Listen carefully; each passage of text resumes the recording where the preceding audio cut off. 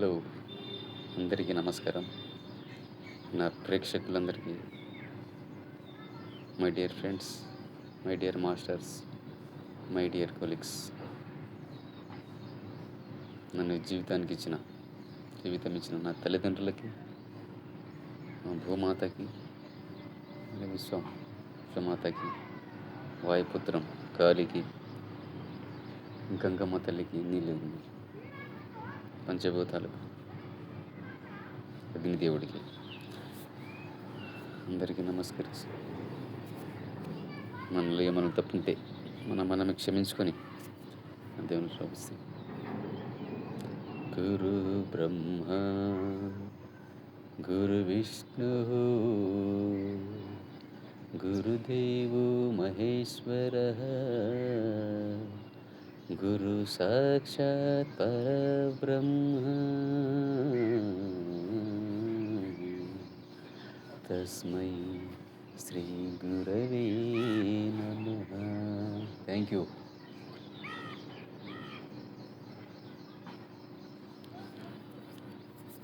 My dear friends, video తీక minimum 5-6 రోజులు, వారం అయిపోయింది. సరే, టాపిక్ ఎందుకంటే ఇప్పుడు టాపిక్ గురించి నేను ధ్యానము, తెలుగులో ధ్యానం అంటారు, ఇంగ్లీష్లో మెడిటేషన్ అంటారు, తపస్సు అంటారు. ఇవన్నీ ఒకటే. మన ముస్లిం కల్చర్లో జికిర్ అంటారు. ఇవన్నీ ఒకటే. అంటే ఏమి మెయిన్ ఫార్ములా ఏమి? మన శ్వాస ఉన్నంత వరకే మనం ఉంటాం. మన శ్వాస పోయిందంటే మనం శ్వాస ఉన్నంత వరకే మనం ఉంటాం. కాబట్టి ఆ శ్వాసని గమనించాలి. ఆ శ్వాసనే చింటాడు మనకు ఆ దేవుడు. ఆ శ్వాసనే గమనించండి. గమనించడం అంటే ఇట్లా దాన్నే మన ఋషులు, మునులు, మహర్షులు, పెద్ద వాళ్ళందరూ దాన్ని తపస్సు ఉన్నారు. తపస్సు అంటే ఏమి? మనం ఉన్నంత వరకే మన శ్వాస మనతో ఉంటుంది. ఈ శ్వాస వెళ్ళిపోతే మనం వేరే, ఈ బాడీ వేరే. అందుకోసమే బాడీకి ఇచ్చే ప్రిఫరెన్స్ మన ఆత్మకు కూడా ఇవ్వాలి. అదే ప్రిఫరెన్స్. నేను చెప్పే మాటల్లో కొన్ని అర్థం కాకపోతే మళ్ళీ వినండి. మళ్ళీ నీకు అర్థం కాకుంటే క్వశ్చన్ వేయండి. క్వశ్చన్ అంటే క్వశ్చన్ కాదు, మీకు అర్థం కాలేకుంటే మళ్ళీ విడమర్చి అడగండి. తండ్రి, శ్వాసనే ఎందుకు గమనించాలి? మెడిటేషన్ అంటే శ్వాస మీద ధ్యాస. శ్వాసని ఎందుకు గమనించాలంటే 24 గంటలు ఈ బాడీ ఉన్నంత వరకు మన శ్వాస మనతోనే ఉంటుంది. కాబట్టి దాన్ని గమనించాలి. ఎన్నో మెడిటేషన్లు ఉంటాయి. కాన్సన్ట్రేషన్ అంటే ఒకటి దాని మీద కాన్సన్ట్రేషన్ చూసి అది కూడా కాన్సన్ట్రేషనే. ఒక పని మీద ధ్యాస పెడితే అది కూడా కాన్సన్ట్రేషనే. ఇట్లా ప్రతి ఒక్క దాని మీద ధ్యాస పెడితే అది కాన్సన్ట్రేషన్, అది మెడిటేషన్ అవుతుంది. కానీ ప్యూర్ మెడిటేషన్ ఏమంటే శ్వాస మీద ధ్యాస. ఎందుకంటే అది మనకు తోడై ఉంటుంది కాబట్టి. అది మనలో 24 అవర్స్ మనతో ఉంటుంది కాబట్టి దాన్ని ధ్యాస పెట్టాలి. అంటే ధ్యాస ఎట్లా పెట్టాలా? మెడిటేషన్ చేసినప్పుడే ధ్యాస పెట్టాలా? స్టార్టింగ్లో కూర్చోండి, 10 నిమిషాలు కూర్చోండి, అంతే. 5 నిమిషాలు కూర్చోండి. వస్తుంటాయి ఆలోచనలు. మనం కూర్చున్నాము కొద్దీ కుప్పలు కొద్దీ ఆలోచన వస్తూనే ఉంటాయి మనలోకి. కళ్ళ మూసడమే. తర్వాత కళ్ళు మోయంగానే వేల చెత్తవన్నీ మన మైండ్లోకి వస్తూ ఉంటాయి. సరే, వచ్చినప్పుడు దాన్ని కళ్ళు మూసుకొని గమనించండి. గమనించి మళ్ళీ దాన్ని శ్వాస మీదకి దృష్టి పెట్టండి. ఒకటేసారి పోవు. శ్వాస మీద దృష్టి పెడితే నిదానంగా అవి దూరం వెళ్ళిపోతుంటాయి. ఈ దూరం వెళ్ళిపోయినప్పుడు మన లోపల ఖాళీ ఏర్పడుతుంటుంది. మన బ్రహ్మరంధ్రం ఉంది. మన కాస్మిక్ ఎనర్జీ పైనుంచి వస్తుంటుంది మనకి. ఆ కాస్మిక్ ఎనర్జీని రిసీవ్ చేసుకోవాలంటే బ్రహ్మరంధ్రం నుంచి ఇదంతా బాడీ ఖాళీ అయినప్పుడు ఇప్పుడు ఆటోమేటిక్గా కాస్మిక్ ఎనర్జీ లోపలికి వస్తుంటుంది. లోపలికి వచ్చినప్పుడు మనకు డిసీజ్ అనేది చాలా వరకు తక్కువైపోతాయి. రోగాలు చాలా వరకు తక్కువైపోతాయి. ఇది వాస్తవం. దానికోసమే శ్వాస మీద ధ్యాస పెట్టి ఆలోచనలను కంట్రోల్ ఎప్పుడు చేయరాదు. ఆలోచన వస్తుంటే పోతుంటాయి. దాని గురించి ఏం లేదు. హ్మ్. ఆలోచనల గురించి పెద్దగా మనం పట్టేసుకునే అవసరం లేదు. వస్తుంటాయి, పోతుంటాయి. కాబట్టి దినం ఒక 10 నిమిషాలు కూర్చుంటూ అలవాటు చేసుకోవాలా. ఎట్లా అలవాటు చేసుకోవాలా? కూర్చోండి. బలవంతంగా కూర్చోలేదు. ఫ్రీగా కూర్చోండి. ప్రకృతిని చూడండి. పక్షులను చూడండి. చూస్తూ, చూస్తూ, చూస్తూ దాంట్లోకి బలవంతం కాదు. కూర్చోండి కొద్ది నిమిషాలు. మీకోసం మీరు టైం ఇయ్యకుంటే ఎవరి కోసం ఇస్తారు? మన కోసం మనము మినిమము డైలీ ఒక 20 నిమిషాలు, అర్ధగంటనో మన ఏజ్ ఉంటే అంత. దాని వరకు మనం టైం ఇచ్చుకోవాలి. మన బాడీకి, మన ఆత్మకి మనం టైం ఇవ్వకుంటే ఎవరిస్తారు? ఎవరియ్యరు. కాబట్టి మననే ఉద్ధరించుకోవాలా. మన ఆత్మను మనమే ఎక్స్‌పీరియన్స్ చేసుకోవాలా. కాబట్టి మై డియర్ ఫ్రెండ్స్, ప్రతి ఒక్కరు డైలీ ఉదయం లేవగానే మొత్తం ఫ్రెష్ అప్ అయిపోయి ఒక 10 నిమిషాలు కూర్చోండి. ఫస్ట్ అలవాటు చేసుకోండి అంతే. కూర్చోండి. మీకోసం ఎందుకు కూర్చోవాలంటే ఏదో ఉంటాయి. మనం మెటీరియల్ ఫీల్డ్‌లో ఉన్నాం కదా! తప్పదు. అందరికి ఉంటాయి. నాకుంటాయి, మీకున్ని ఉంటాయి. సరే, మీకోసం మీరు ఒక 15-20 నిమిషాలు కేటాయించుకోండి.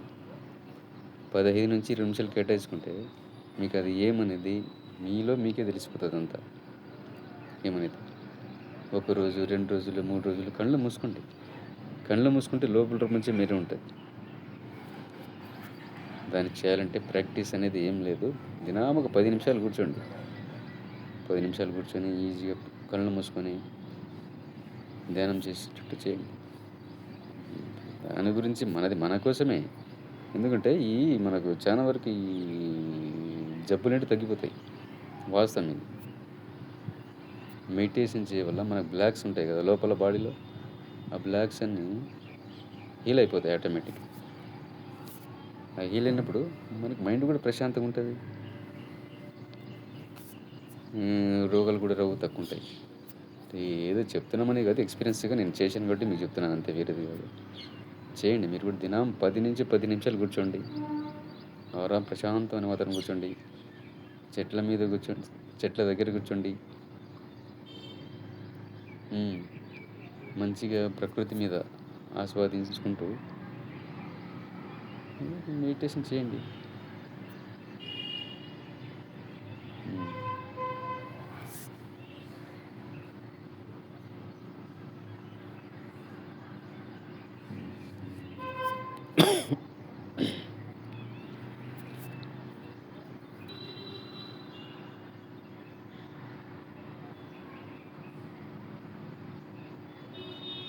చేయండి. నేను చేస్తున్నాను. ఒక 5 నిమిషాలు ఏం కూడా చేయలేదు, చేస్తున్నాను. చేతులు చేయబెట్టుకోవడం, వీపు నిటారుగా పెట్టడం. 10-15 నిమిషాలు మీకు ఆలోచనలు వస్తుంటాయి, పోతుంటాయి. దాని గురించి పెద్దగా మీరు చేసుకోండి. వస్తుంటాయి, పోతుంటాయి. దాన్ని బట్టి చూస్తూ ఉండండి. గమనియాలంతే. గమనిస్తూ పోతూ ఉంటే నిదానికి ఒక్కోటి వెళ్ళిపోతూ ఉంటాయి. అవి వెళ్ళినప్పుడు మైండ్ ఖాళీ అయినప్పుడు ఆ కాస్మిక్ ఎనర్జీ అనేది మన లోపల ప్రవహిస్తుంది. ప్రవహించినప్పుడు మన ఏదైనా బ్లాక్స్ ఉంటే స్లోగా తొలగిపోతుంటాయి. దాని గురించి మై ఫ్రెండ్స్ తీసేసేయండి. జెలసీ, ఈగో అవన్నీ తీసినప్పుడు ఆటోమేటిక్గా మీకు కుదురుతుంది. కంపారిజన్, జెలసీ, ఈగో ఇవన్నీ తీసేసేయండి. నెగిటివ్ పాయింట్స్ అన్నీ తీసేసేయండి. ఆటోమేటిక్గా మీకు తొందరగా ధ్యానం కుదురుతుంది. చాలా వరకు తొందరగా కుదురుతుంది. ఎందుకు మనకు కూర్చుంటే కుదరదంటే ఇవే వస్తాయి అన్నీ. కంపారిజన్, పక్కడ ఇక్కడ వాడిక్కడ ఈడిట్లా అదే ఉంటుంది. కాబట్టి అది లేకుండా మై డియర్ ఫ్రెండ్స్, మంచిగా చేయండి. ధ్యానం చేయండి. రోజు 10 నిమిషాలు చేయండి. చేసి మీ ఆరోగ్యాన్ని మీరే కాపాడుకోండి. పెద్ద లాజిక్ ఏం లేదు స్వామి. 10 నిమిషాలు మీకోసం మీరు టైం కేటాయించండి అంతే. మీకోసం మీరు 10 నిమిషాలు కూడా ఇవ్వలేరా? ఇస్తారు కదా. 10 నిమిషాలు ఇచ్చి డైలీ ఒక 10 నిమిషాలు అలవాటు చేసుకోండి. అట్లే ఒక హ్యాబిట్ మాత్రం తయారు చేసుకోండి. దీన్ని చేసుకున్న తర్వాత మీ పనులకు మీరు వెళ్ళిపోండి. ఇంకోటి శ్వాస విజ్ఞానం కూడా దీంట్లో. ఎడనాడి పింగళ నాడి అని 2 ఉంటాయి. ఎడనాడి పింగళ నాడి, తర్వాత సుషుమ్న. సుషుమ్న అంటే మనము పార్ట్ ఉంటుంది. అభిషేకం చేస్తారు. సరే ట్రాఫిక్‌లోకి వస్తుంది. మెడిటేషన్ చేయండి. ఆ టాపిక్ అంతవరకు అయిపోయింది. తర్వాత శివలింగానికి అభిషేకం చేస్తాం మనం. అభిషేకం. అభిషేకం ఎందుకు చేస్తారు? పైనుంచి నీళ్ళు పోస్తారు స్వామికి. అభిషేకం. అభిషేకం అంటే పైనుంచి నీళ్ళు కింద పోస్తుంటారు స్వామికి. అభిషేకం. అంటే చెట్టు ఉంది. ఆ చెట్టుకి నేను అభిషేకం చేస్తాను. కింద నుంచి పైకి పోతుంటది చెట్టు. కింది నుంచి నీళ్ళు పైకి పోతాయి.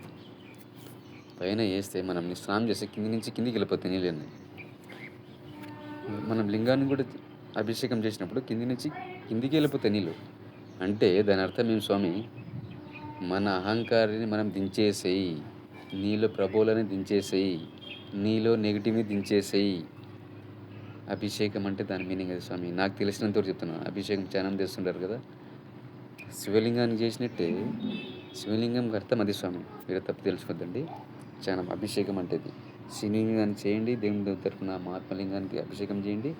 మీరు కూడా మీలోంచి దించేసినట్టు నెగెటివ్‌ని దించేసినట్టు ఫీల్ కండి అంతే.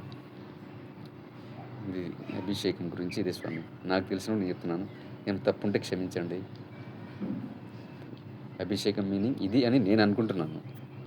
ఎందుకంటే నీళ్ళు పోసినప్పుడు మొత్తం దిగిపోతూ ఉంటది. మనలో ఉన్న నెగెటివ్ కూడా దిగిపోవాల. చెడు ఆలోచనలు, చెడు భావాలు మొత్తం దిగిపోవాలి. దానికి అభిషేకం అన్నది నేను అనుకుంటున్నాను. ఏమన్నా తప్పుంటే క్షమించండి. ఓకే. Thank you. నమస్తే.